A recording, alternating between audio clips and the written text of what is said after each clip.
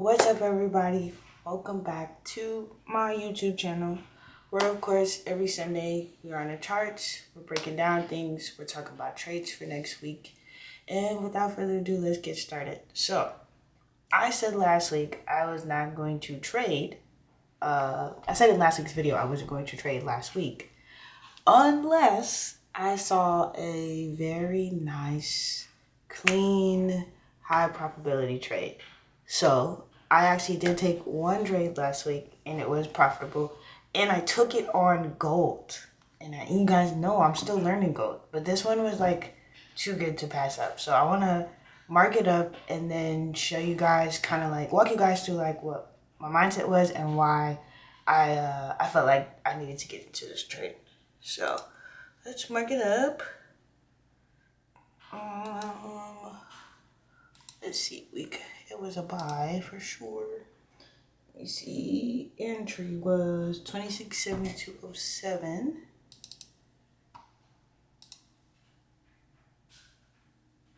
It's really close, put it on there. 2672.07. Profit level was 2711.5.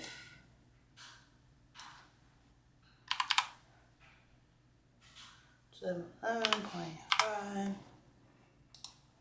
And then my stop was at 2665 even.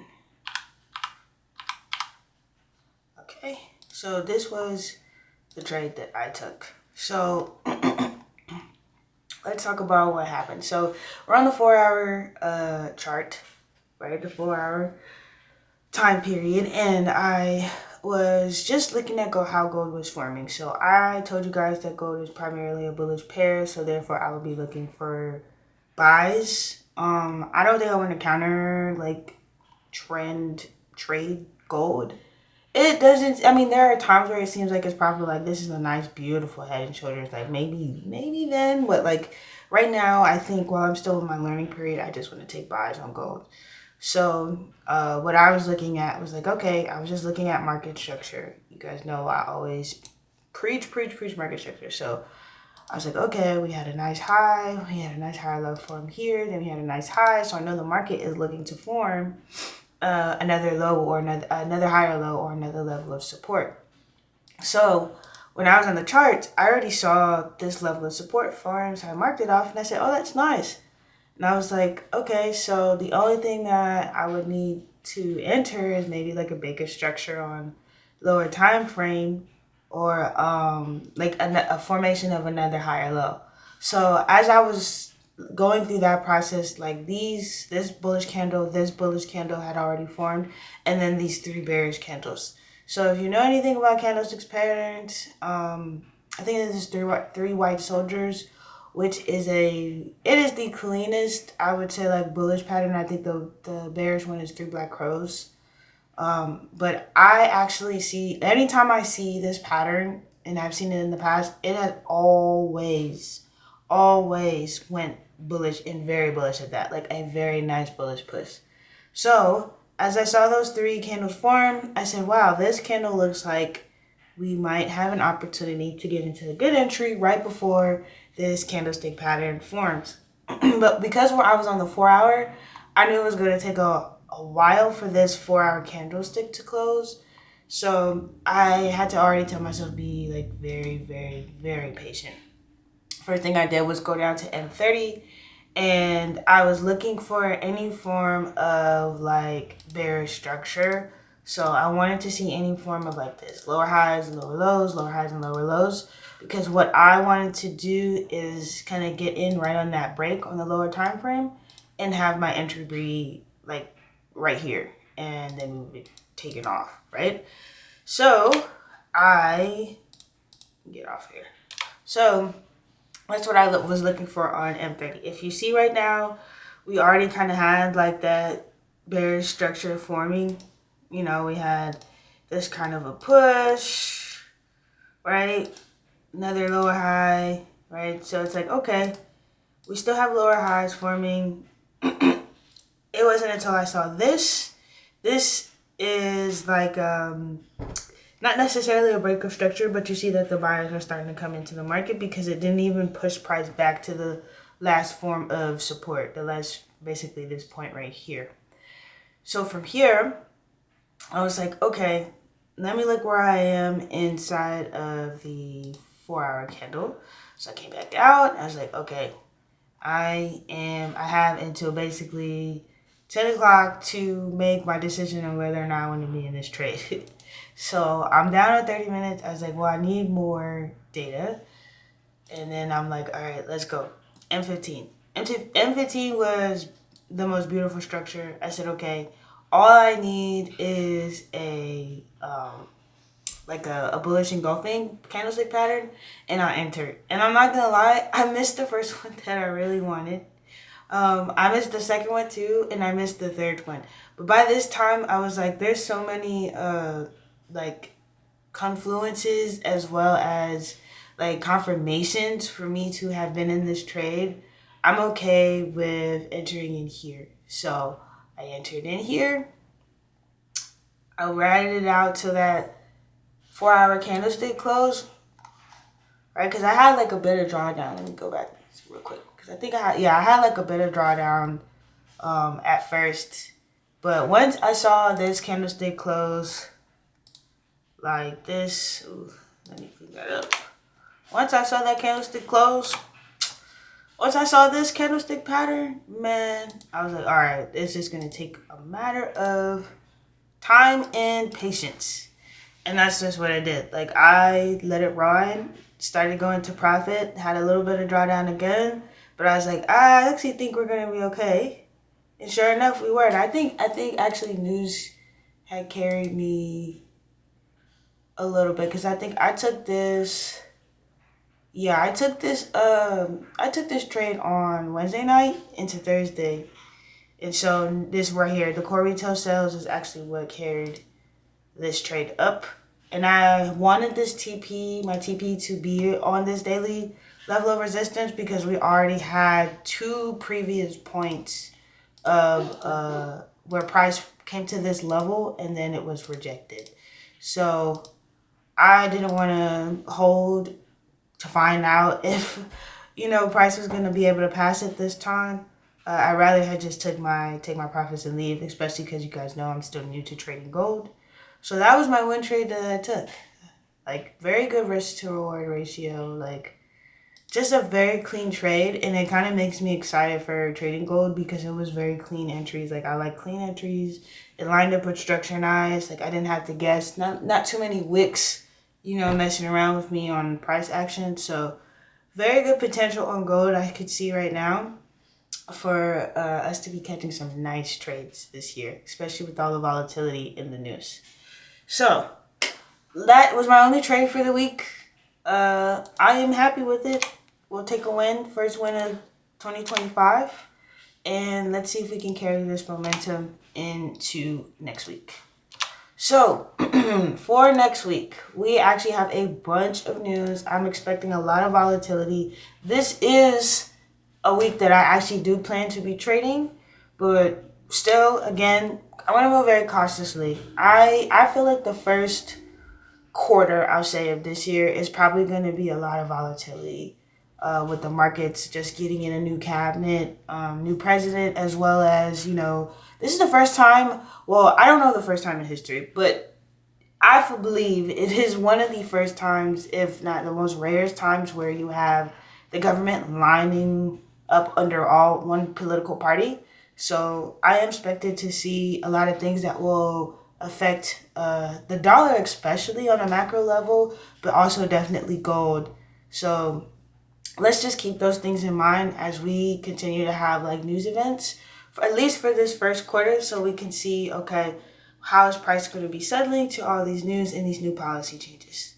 So of course, tomorrow the bank is closed. So I'm closed. I will not be on the charts. There's no point in me on here. There's no volatility, as well as it is inauguration day. What I will be on here doing is seeing, because I don't know what will happen, but I've heard from Trump on the news that he is looking to see if there's a way they can extend like the TikTok stuff. So I wanted to see if that would affect the dollar or gold or anything like that.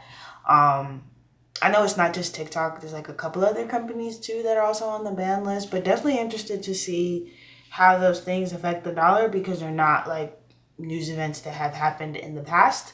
So these are very much like, things that we're experiencing now. So I like to see how the currency behaves when those kind of news events come out. Also, this week we have the World Economic Forum. That's what this means. And to put it short, it's a bunch of old people who are important who understand economics, and they influence everything there is about my peers, basically.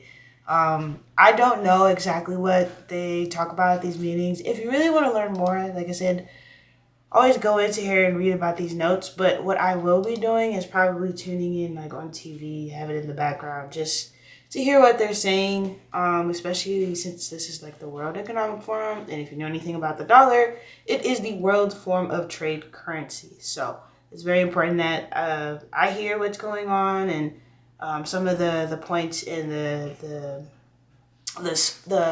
points and the views of what some of our world leaders are saying.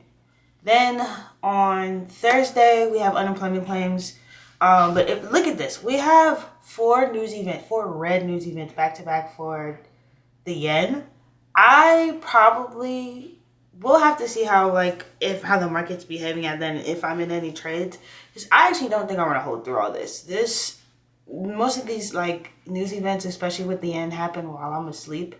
And nothing is worse than like going to sleep and like profit and you're thinking your trade is good and then you wake up and now you're in drawdown and your trade is threatening to hit your stop loss. So I've had that happen a couple of times. I'm definitely just going to be cautious again because I don't know what is going to happen this week. So definitely just going to have to be on it and probably just be in and out these trades for a while instead of looking to hold like long-term swings or anything. But that's pretty much it. Want to make sure I hit everything. Yes, the inauguration, World Economic Forum, and the end news. And so honestly, that's all that we're looking for this week. It is going to be very interesting. Day one of the new presidency. Let's see how the markets react. And like always, I feel like where there is change, there is going to be a lot of opportunity. So let's really take advantage of these opportunities that are going to be, in front of us on the charts. Like I, for one, am very interested in seeing on Monday if Trump is really going to implement the tariffs. Tariffs are very interesting for me because one, I want to see how it's going to affect the dollar. Are we looking at like with there being tariffs, right? So it's like an extra tax on something. That means usually the prices of goods and services will go up so that companies can basically compensate for the extra expense that they have added now because of tariffs. So I'm wondering if that will that inflate the dollar? Because that's what I've been hearing in the news. It will probably inflate the dollar and cause inflation. Now, I don't know if that's like good or bad again, because these are news events that I haven't really had like the experience with. So we'll be gaining experience as we are hearing these things and analyzing how the market's reacting. But also, why I'm also interested in it is because of gold. If we get tariffs, what does that mean that gold's price will go down? Is that a signal that the economy is healthy, therefore there's no need to come to reserves, or will gold prices start going up because we're seeing a spike in inflation? Maybe there's more concern over the dollar and its weakness. So there's a lot of interesting things that I'm just looking at for next week in terms of how the market's going to behave fundamentally. But for technically, like I'm still going off of what I normally do. So with UJ, we have just honestly, a straight bullish structure. We had a nice push all the way up to the top. We had a nice pullback. Again, a push to this weekly support line. We have another pullback. So my my outlook is probably just to look and see. Don't know if I want to trade UJ right now. I'm still vibing out with her. I'm just trying to see what she is giving, what she's showing, how she's reacting to all this stuff, because she is very sporadic.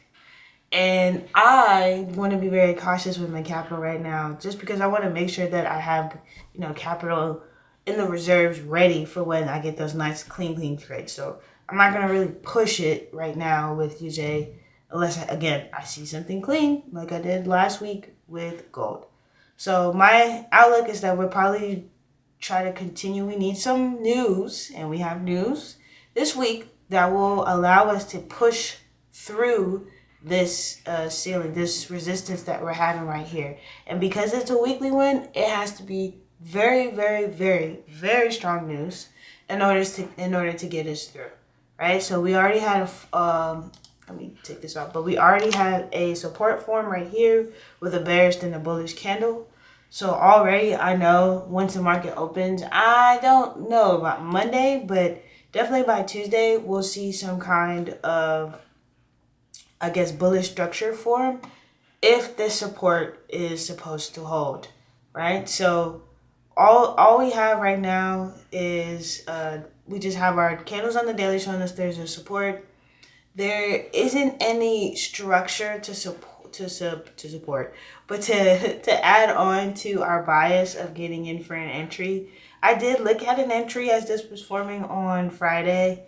It just wasn't clean enough for me to get a nice entry with a nice risk to reward ratio.